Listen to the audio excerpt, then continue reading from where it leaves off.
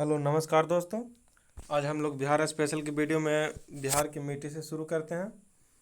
Video अच्छा लगे तो चैनल को सब्सक्राइब करें और वीडियो को लाइक शेयर करें, और अगर कुछ और सुधार की ज़रूरत है तो नीचे कमेंट ज़रूर करें। चलिए शुरू करते हैं बिहार की मिट्टी से। मिट्टी पृथ्वी का वह ऊपरी परत जिसे पर पेड़ पौधे उगता है उसे मिट्टी कहते हैं। फलता है फूलता है मिट्टी कहलाता है। अन्य परिभाषा में मृदा का पृथ्वी की ऊपरी परत फैले मोटे मध्यम और बारीक कार्बनिक अकार्बनिक मिश्रित कणों को मिट्टी कहते हैं। ये तो हर कोई जानता है दोस्त। मृदा का अध्ययन को क्या कहते हैं? पेडोलॉजी। क्या है? मृदा के अध्ययन को पेडोलॉजी। मृदा के अध्ययन को क्या कहते हैं? पेडोलॉजी। मृदा संरक्षण दिवस कब मनाया जाता है? 5 सितंबर। मृदा संरक्षण दिवस कब मनाया जाता है? 5 सितंबर को। मृदा संरक्षण दिवस 5 सितंबर का। ICAR को फुल फॉर्म क्या है? Indian council of agriculture research. ICAR का फुल फॉर्म क्या है? Indian council of agriculture research. ICAR की स्थापना कब हुआ था? 1929 में। हेडक्वार्टर कहाँ है? नई दिल्ली में। ICAR का स्थापना कब हुआ था? 1929 में। मुख्यालय कहाँ है? नई दिल्ली। ICAR भारतीय मिट्टी को कितने भागों में बांटा है? ये बहुत ही इंपॉर्टेंट वीडियो है दोस्त। 8 भागों में बांटा था। ICAR भारतीय मिट्टी को कितने भागों में बांटा है? तो 8 भागों में बांटा है।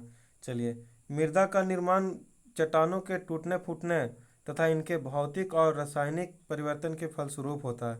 मृदा का निर्माण कैसे होता है? तो चट्टानों के टूटने फूटने और इनमें भौतिक और रासायनिक परिवर्तन दोनों से होता है दोस्त। चलिए, बिहार एक मैदानी राज्य है। पूछेगा बिहार कैसा राज्य है? तो एक मैदानी राज्य है। पठारी राज्य है? देगा ऑप्शन है पठारी राज्य, मैदानी राज्य, नदीय राज्य, जंगली राज्य। तो नहीं, मैदानी राज्य है। जहाँ लगभग लगभग 90% क्षेत्र में जलोढ़ और अपोट कछारी मिट्टी पाई जाती है। उत्तरी बिहार एवं दक्षिणी बिहार की मिट्टी भिन्न भिन्न होता है।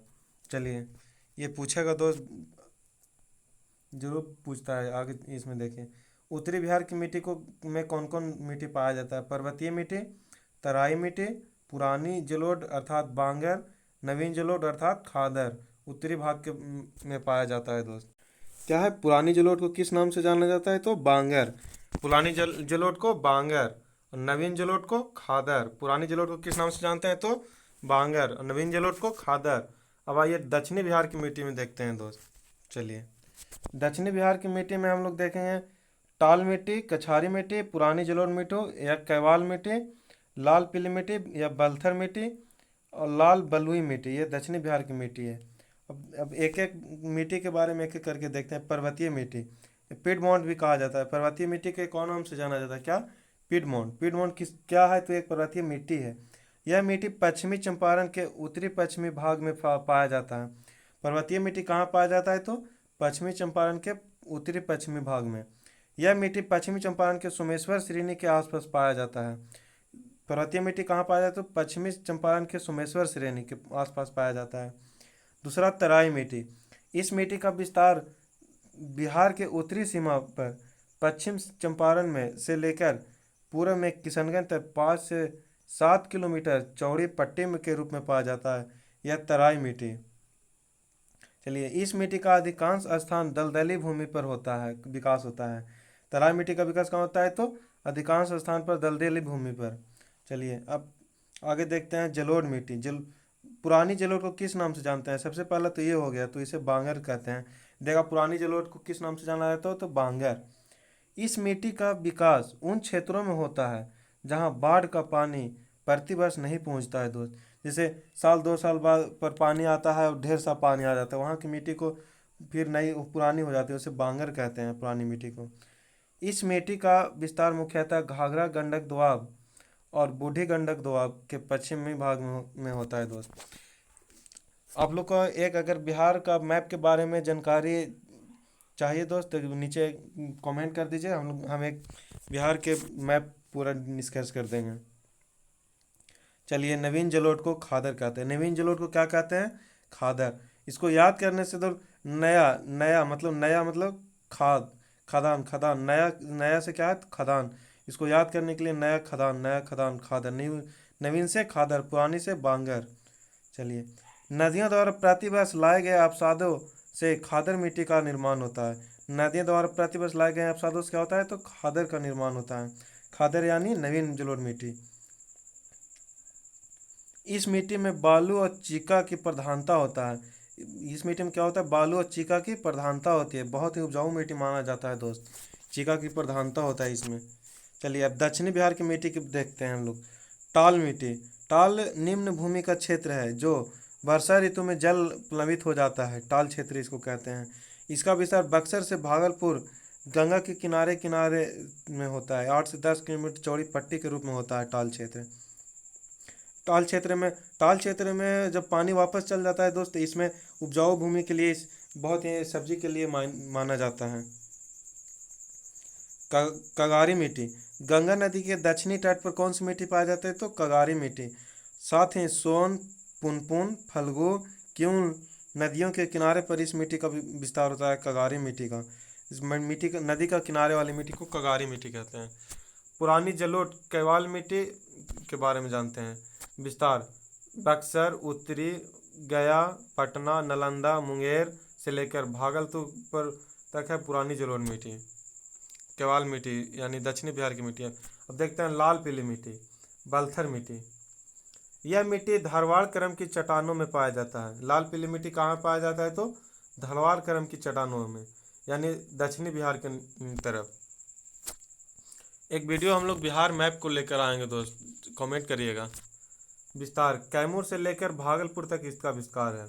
जिला कौन कौन जिला में लाल पीली मिट्टी पाया जाता है, तो औरंगाबाद, गया, नवादा, जमुई, बांका, मुंगेर, खड़गपुर के पहाड़ी मुंगेर तरफ। खड़गपुर की पहाड़ी कहाँ है, मुंगेर में है। चलिए लाल बलुआ मिट्टी। यह मिट्टी विंध्य क्रम की चट्टानों में पाया जाता है। विस्तार कहाँ है, तो कैमूर एवं रोहतास में। लाल बलुआ मिट्टी का विस्तार कहाँ है, कैमूर एवं रोहतास में। चलिए मिट्टी खत्म हुआ दोस्त। अब हम लोग अब बिहार का भौतिक विभाजन से देखते हैं। तीन प्रकार से बिहार का विभाजन दिया हुआ है।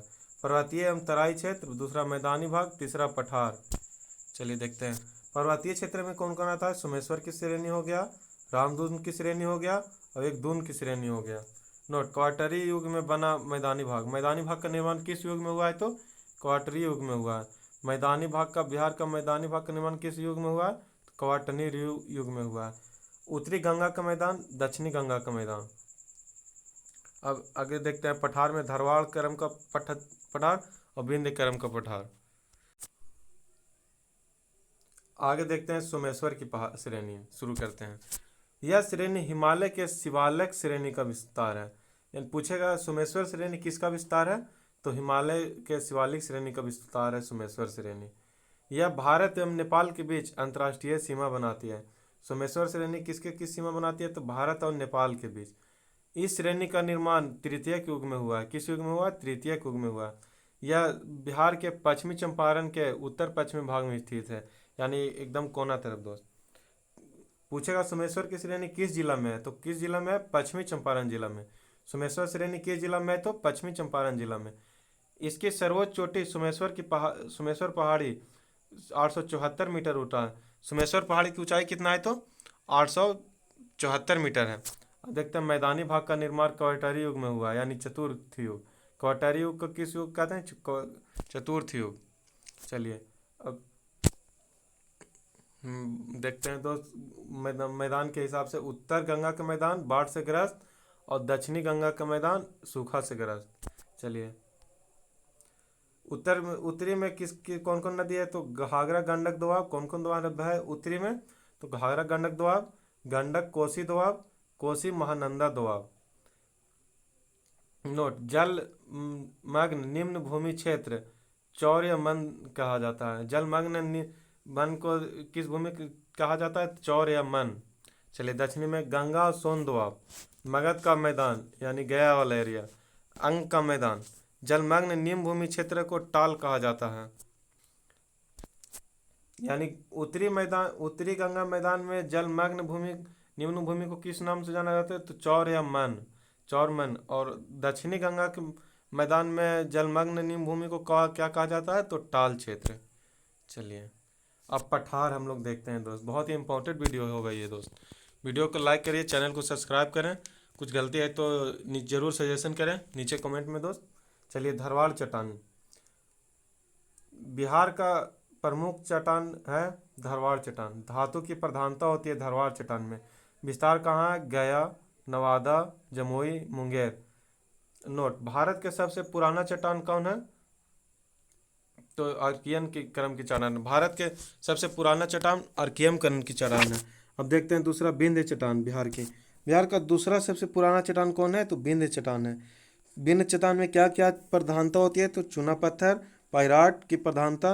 विस्तार कहाँ है? कैमूर एवं रोहतास में विंध्य क्रम की चट्टान की प्रधानता है। बिहार में 4 प्रकार की चट्टान पाया जाता है। पूछेगा दोस्त बिहार में कितने प्रकार के चट्टान पाया जाता है? तो 4 प्रकार की चट्टान पाया जाता है। चट्टान निर्माण, यहाँ देखेंगे चट्टान निर्माण काल, क्षेत्र, विशेषताएं। चलिए अब देखते हैं धारवाड़ चट्टान को। धारवाड़ चट्टान का निर्माण किस काल में हुआ? तो प्री कैम्ब्रियन युग काल में। धारवाड़ चट्टान का निर्माण किस काल में हुआ? तो प्री कैम्ब्रियन काल में। किस किस क्षेत्र में धारवाड़ चट्टान पाया जाता है? गया, नवादा, जमुई, मुंगेर, बांका, राजगीर, यानी निचले क्षेत्र में दोस्त। और इस धारवाड़ चट्टान के बारे में और देखते हैं। बिहार का सबसे प्राचीनतम चट्टान कौन है? तो धारवाड़ चट्टान। ये बीपीएससी में पूछा था। तो बिहार के धारवाड़ चट्टान निम्न में से किस जिला में नहीं है? चलिए, बिहार का सबसे प्राचीन चट्टान कौन सी है? तो धारवाड़ चट्टान। दूसरा देखते हैं विंध्य चट्टान या प्री कैम्ब्रियन, कैमूर, रोहतास में होता है। दूसरा सबसे पुराना क्रम की चट्टान कौन है? विंध्य चट्टान। तीसरा टारसरी, इसका निर्माण किस काल में हुआ? तो प्लास्टिसोसिन काल में हुआ है। किस क्षेत्र में होता है? पश्चिमी चंपारण क्षेत्र में होता है। विशेषता क्या है? तो सोमेश्वर की पहाड़ी होता है। चलिए आगे देखते हैं दोस्त, क्वाटनरी का चट्टान, इसका निर्माण किस युग में हुआ? तो प्लास्टिसोन और होलोसिन। गंगा का मैदान, कृषि के लिए प्रसिद्ध है क्वाटनरी क्षेत्र। नोट, बिहार के उत्तरी गंगा के मैदान में प्राकृतिक रूप से जलमग्न निम्न भूमि क्षेत्र को चौर या मन कहा जाता है। अभी बताएं दोस्त, क्या कहा जाता है? बिहार के उत्तरी गंगा के मैदान में प्राकृतिक रूप से जलमग्न क्षेत्र को चौर या मन, और दक्षिणी क्षेत्र को टाल कहा जाता है। तटबंध से लगे दक्षिण ओर के क्षेत्र को टाल कहा जाता है। अब बिहार की अर्थव्यवस्था के बारे में देखते हैं दोस्त। चलिए, GI tag, full form geographical indication tag, भौगोलिक संकेत। चलिए, यह किसी उत्पाद की विशिष्ट भौगोलिक उत्पत्ति, विशेष गुणवत्ता और विशेष पहचान के आधार पर दिया जाता है। भारत में जीआई टैग के लिए जीडीपीडीएम में अप्लाई करना होता है दोस्त। चलिए, CGPDM का फुल फॉर्म क्या होता है? Controller general of patents design and trademark. इसका मुख्यालय कहाँ है दोस्त? तो चेन्नई में है। वर्ल्ड में जीआई टैग कौन प्रदान करता है? WTO प्रदान करता है। वर्ल्ड यानी विश्व में जीआई टैग कौन प्रदान करता है? तो WTO प्रदान करता है। जीआई टैग अधिनियम कौन सा है? 99 में। पहली बार लागू कब हुआ था? 2003 में। ये पूछता है दोस्त, जीआई टैग अधिनियम कब का है? तो 1999 का। और जीआई एक्ट लागू कब हुआ था? तो 2003 में। पहली बार जीआई टैग कब दिया गया था? तो 2004 में। किसको दिया गया था? दार्जिलिंग के चाय को, यानी पश्चिम बंगाल को में। एक्ट 1999, लागू 2003, दिया गया था 2004 में। चलिए आगे देखते हैं, बिहार के विभिन्न उत्पादों से को प्राप्त जीआई टैग। आप बिहार के कोई भी एग्जाम दे दो, इस पूछता है दोस्त। चलिए, मधुबनी चित्रकला कहाँ का है? मिथिला का। सिल्की घास उत्तरी बिहार का। सुजनी कढ़ाई मुजफ्फरपुर का। सिल्क भागलपुर का जीआई टैग। मंजूषा आर्ट कहाँ का है? भागलपुर का। मंजूषा आर्ट कहाँ का है? तो भागलपुर का। पिपली वर्क कहाँ का है? तो भागलपुर का। सिलाव खाजा कहाँ का है? तो नालंदा, यानी सिलाव नालंदा का है। यह एकमात्र मिष्ठान जिसको जीआई टैग दिया गया है। चलिए, जर्दालू आम कहाँ का है? तो भागलपुर का है। करतरनी चावल कहाँ का है? भागलपुर का। करतनी चावल कहाँ का जीआई टैग है? भागलपुर का। माघी पान कहाँ का है? औरंगाबाद का। माघी पान कहाँ का है? औरंगाबाद का। शाही लीची कहाँ का है? मुजफ्फरपुर का जीआई टैग। शाही लीची कहाँ का जीआई टैग है? मुजफ्फरपुर का। चलिए आगे देखते हैं दोस्त, मिथिला मखाना कहाँ का है? दरभंगा का है। मिर्चा धान यानी चूड़ा 2023 में मिला है पश्चिमी चंपारण को। वीडियो के ज़्यादा से ज़्यादा दोस्तों के पास शेयर करें दोस्त, ताकि मोटिवेशन मिले और अच्छे अच्छे वीडियो मैं बनाऊं। चलिए, सिंचाई देखते हैं। नहर द्वारा सिंचाई सर्वाधिक किस राज्य में होता है? यूपी में। नलकूप द्वारा। चलिए, बिहार में सिंचाई के प्रमुख साधन कौन कौन है? नहर, नलकूप, पाइन, तालाब एवं कुआं है। चलिए, बिहार में सर्वाधिक सिंचाई किसके द्वारा होता है? तो नलकूप द्वारा होता है दोस्त। पूछेगा बिहार में सर्वाधिक सिंचाई किसके द्वारा होता है? ऑप्शन देगा नहर, पाइन, तालाब, कुआं, नलकूप। तो इसमें क्या होगा? नलकूप। भारत में भी सर्वाधिक किससे होता है? तो नलकूप से होता है। सर्वाधिक सिंचित क्षेत्र कौन सा है? रोहतास है। राज्य में सर्वाधिक सिंचित क्षेत्र कौन सा है? यूपी है। प्रतिशत में पंजाब। सिंचाई के साधन का प्रतिशत नलकूप, नहर, तालाब। सबसे ज्यादा कौन है? तो नलकूप है। दूसरा में क्या है? तो नहर है। तीसरा में क्या है? तालाब है। ये तो याद रहेगा, नलकूप, नहर, तालाब। नलकूप में सर्वाधिक सिंचित क्षेत्र समस्तीपुर, सीतामढ़ी, नालंदा। नहर द्वारा सर्वाधिक किसे है? रोहतास, पश्चिमी चंपारण, औरंगाबाद। इसमें ऐसे पूछता है दोस्त। सिंचाई के साधन में प्रतिशत में तो हो गया। नलकूप से सर्वाधिक सिंचाई किस जिला में होता है? तो समस्तीपुर में। पूछता है नलकूप से सर्वाधिक सिंचाई किस जिला में होता है? तो समस्तीपुर में। और नहर से सिंचाई पूछेगा किस जिला में? तो रोहतास में। नहर से कहाँ? रोहतास में, यानी सासाराम वाला एरिया। तालाब से सर्वाधिक सिंचित जिला कौन सा है? दरभंगा। दरभंगा में बहुत सारा तालाब है दोस्त। नोट, राज्य में किस राज्य में तालाब द्वारा सर्वाधिक सिंचित होता है? तो आंध्र प्रदेश में। दूसरा तमिलनाडु। अब देख लेते हैं खनिज, देख लेते हैं दोस्त। खनिज को रहने देते हैं दोस्त, अगली वीडियो में हम लोग देखेंगे। चलिए, वीडियो अच्छा लगे तो लाइक, शेयर एंड सब्सक्राइब करें। ज़्यादा से ज़्यादा चैनल को सब्सक्राइब करें दोस्त। Thank you. जय हिंद।